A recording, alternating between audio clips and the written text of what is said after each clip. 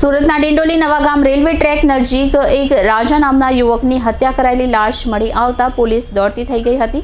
મોડી રાત્રે ઘટના બની હોવાનું ચર્ચાઈ રહ્યું છે. શહેરના ડિંડોલી પ્રમુખ પાર્ક રેલવે બ્રિજ નીચે રેલવે ટ્રેક પરથી એક યુવકનો મૃતદેહ મળી આવતા ચકચાર મચી જવા પામી છે. ઘટનાની જાણ થતાં પોલીસ કાફલો ઘટના સ્થળે દોડી આવ્યો હતો. સમગ્ર મામલે પોલીસ દ્વારા તપાસ શરૂ કરવામાં આવી છે. મરણ જનાર યુવકનું નામ રાજા હોવાનું જાણવા મળ્યું હતું. સામાન્ય બોલાચાલીમાં હત્યા કરવામાં આવી હતી. અંગત અદાવતમાં 3 જેટલા ઈસમો આવી મારામારી હત્યા કરી હતી. ગણતરીના કલાકોમાં ડિંડોલી પોલીસે 3 હત્યારાઓની ધરપકડ કરી લીધી હતી.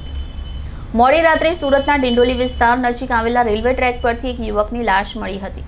મોડી રાત્રે ટ્રેનના ડ્રાઈવરે ડેડ બોડી જોઈ કંટ્રોલ રૂમમાં કોલ કરી જાણકારી આપી હતી.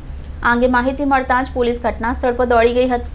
રેલવે ટ્રેક પર લાશ પડી હતી. 3 હત્યારાઓએ માથામાં બોથડ પદાર્થ મારી હત્યા કર્યા બાદ મર્ડરને એક્સિડન્ટમાં ખપાવવા માટે લાશ રેલવે ટ્રેક પર ફેંકી દીધી હોવાનું પોલીસ માની રહી છે.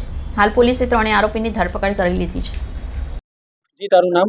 અશોક લાલજી મારવાડી. કઈ જગ્યા ઘટના બની? મહાદેવનગર પાસ વિશ્વકર્મા મંદિરના સામે પટ્ટા ઉપર. કયો વિસ્તાર? મહાદેવનગર પાસ ડિંડોલી. શું ઘટના? આ લોકોનું કઈ રિક્ષા બારામાં થોડું મેટર થયેલું, ઝઘડો થયેલો એમનો. કશું મારામ મારીને કહીને ખાલી બોલામ બોલી થયેલી. પછી પાછળથી એ લોકો અડધો કલાક પછી આ લોકો પટ્ટા પર અમે બેસેલા હતા. તો ડાયરેક્ટ એ લોકો આવ્યા, ડાયરેક્ટ ચાકુ બાકુ નીકાળ્યું. મેરી રિક્ષા કિસને રોકી હતી એમ કહીને ડાયરેક્ટ મારવાનું ચાલુ કરી દીધું. કેટલા લોકો? એ લોકો આમ 6 જણા હતા. આગળથી 4 જણા આવેલા, 2 જણા પાછળથી આવેલા. મંડાનું નામ શું? કિશન ગાયકવાડ. એ શું કામ કરે? રાજા કિશન ગાયકવાડ, સોરી. પછી એને ક્યાં લઈ ગયા?